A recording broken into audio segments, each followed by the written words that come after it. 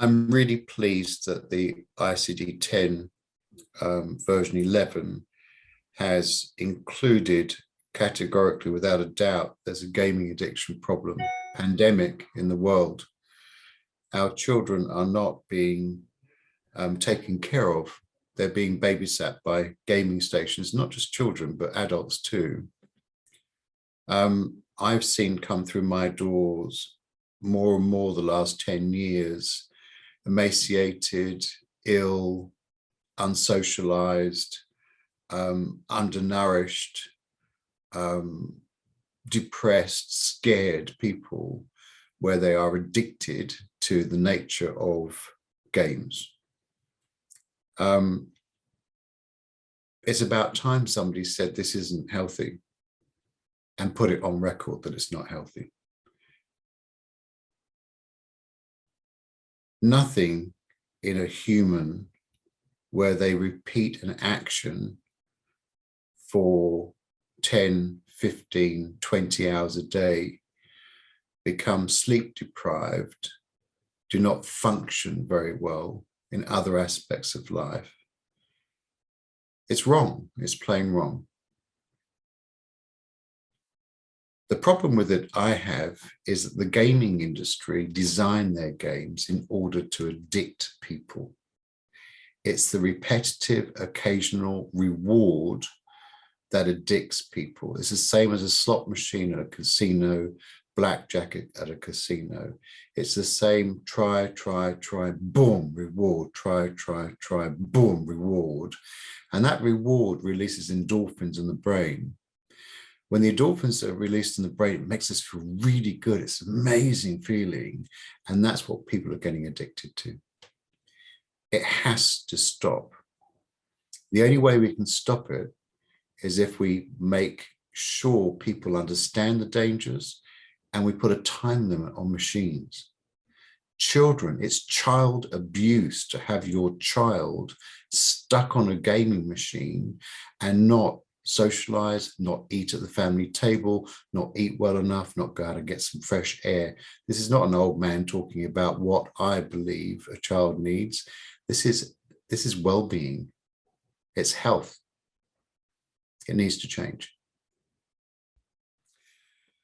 Microsoft has just cemented a $60 billion deal, making them one of the forerunners in the world on gaming. I believe Microsoft could lead by example and include health warnings, maybe include a way that people can time the games being played. Of course, we already have that ability in our homes with most internet services. We can put on a time limit for certain users. We can actually leave the internet on, but take users off. However, kids and adults, if they're addicted, it's like any drug addiction or alcohol addiction. They'll find a way on a second device by finding out a password or some other user, etc., to stay on there. Microsoft could lead the world by having a cutoff to their games. However, then would that damage the $60 billion price tag? And my question is, what is a life worth? We know when we get puppies, they have to be socialized, become reasonable, well-adjusted, and complementary dogs. The same with our children. Adults, if you get addicted, you have to go and seek help. Any therapist with addiction training can help you. Children's different. Children live in a very small world, controlled by their parents and the context of their environment, the living neighborhood. It needs to be governed by the parents. Parents need to be responsible. The other problem developing from gaming, of course, are pedophiles, sexual predators, grooming people, pretending they're a fellow 11-year-old or 8-year-old or 16-year-old, and grooming their friends on these games that they should meet, or that they should exchange photographs. It's dangerous. We wouldn't let our kids run in the streets when we were younger with unknown people. Everyone knew who that everyone was. If there was a stranger on the block, we'd know about it. Why has it changed? Because of this digital world we live in. And unfortunately, I'm going to be honest here, a lot of the CEOs for digital companies, a lot of the CEOs in the world lack empathy. This is a known fact. There's a huge body of work about people that head up organizations are less empathic and may have issues themselves. Therefore, they look at the price tag and the success of the business over everything else. That needs to change. There needs to be some kind of safeguarding risk analysis to make sure that corporates are taking care of us, the people buying their products. What comes first, the chicken or the egg? Do video games give children a nice high occasionally because there's a random reward system? And a random reward system is the same as a slot machine again. It makes us feel high, it makes us feel good. So are more depressed children, more antisocial children, more bullied children? Do they find an identity in gaming where they don't have to be themselves? They can be the person that's good at a game rather than socially interacting and having the normal type of development with the bumps and troughs and highs and lows. That is usual development. It does cause depression. It causes sleep deprivation. It causes malnutrition. And malnutrition doesn't mean, say, you're starving to death. It means you're not getting the right nutrients, especially vitamin D from being outside. And vitamin D is a known component to help with the immune system, with strengthening bones and bodies, and also alleviating depressive symptoms. Being held up in a darkened room with a screen in front of you also causes skeletal muscular system issues. Being hunched over in a chair at a game for 18 hours is not good for the body. Not exercising muscle groups, not exercising the mind in any other way apart from random rewards and thumbs pressing buttons is not healthy for a child. You, the parents, and you, the adults who are addicted, equally as addicted, need to change. If you can't change yourself, seek professional help. A game would be created on generalizations about a mental health issue or people, whereas, as we know, every human being in this world is unique. So although it may raise awareness, does it have to be in a game system? Raising awareness about mental health is important. But who's designing these games? Who's having input as to what the game is designed to do?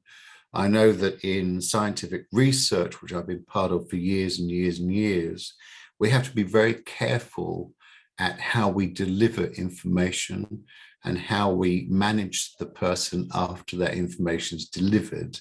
That's why such books as DSM-5, ICD-11, etc., that's why they're really for professionals, because if a layperson reads them, the layperson would start saying, well, gosh, I got this and I got that and got the other. So self-diagnosis with a book, self-diagnosis with a mental health game, I'm not sure whether a machine can take the place of a highly skilled professional that can read a person and be intuitive about an individual's needs or how they got to this place first. So I would say it may be a useful tool, but only under supervision. NHS in London are leading the field of public services for people that are in the health system. They've got a specialist unit now for gaming disorders. However, an addiction process is a cycle of change. We have to understand why someone's become addicted to whatever it is they're addicted to. And usually addictions are a sign of anxiety, depression, not coping in the world, or falling into a trap of repetitive behavior or something that controls them and causes dysfunction in everyday life.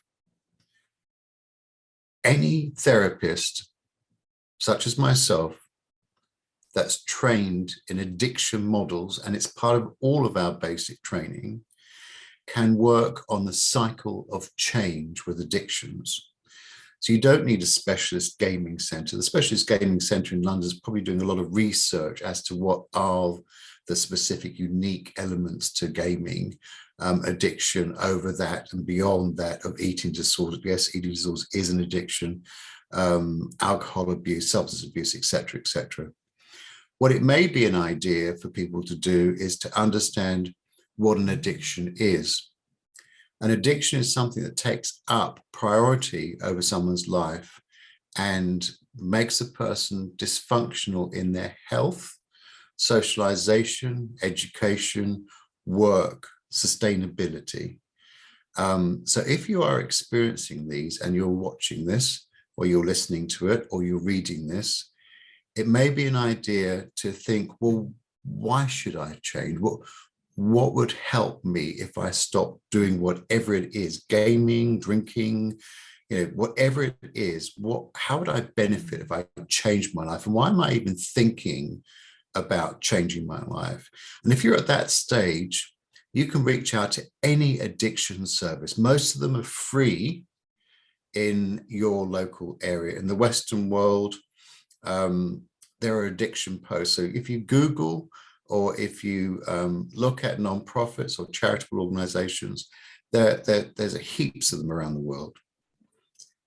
Access them because there'll be trained people understanding you. It feels very lonely when we're addicted, but you'll be surprised when you first reach out. You can reach out anonymously at first if you wish to, just get information. You'll be very, very surprised and relieved these people will understand exactly what you are feeling, exactly where you are. And also they will work with you, not put on you why you should change, but work with you and find out what your own specific needs are and what's happening in your world and how you got there in the first place. And that's where the answers are. So if you are experiencing gaming addiction, if your children are on any kind of addiction, or you as an adult feel that really it's out of control, you're not in control of this anymore, whatever it is, then the cycle of change, Google the cycle of change, and also Google, where can I get help, free help or private help, and good luck. If you're watching this, listening to this, or reading this, and you feel, do you know what, that sounds a little bit like me, then I wish you all the best. If any of this is making sense to you, if you are and don't forget that we're a parent for life when we have children.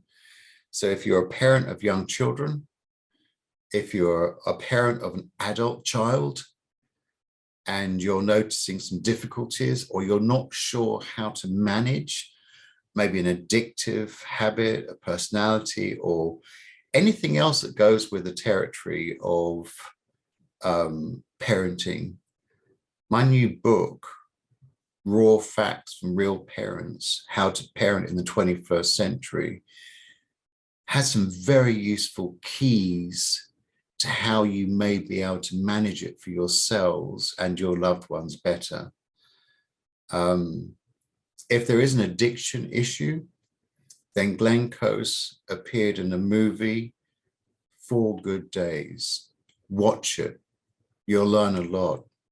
The movie is a fantastic resource for anyone experiencing problems with addiction within a family. Because as you know, if you're reading this or listening to this or watching this, it tears your family apart and it tears us apart inside. Have a look. Michael Padraig Acton, Raw Facts from Real Parents. How to Parent in the 21st Century. I hope it helps.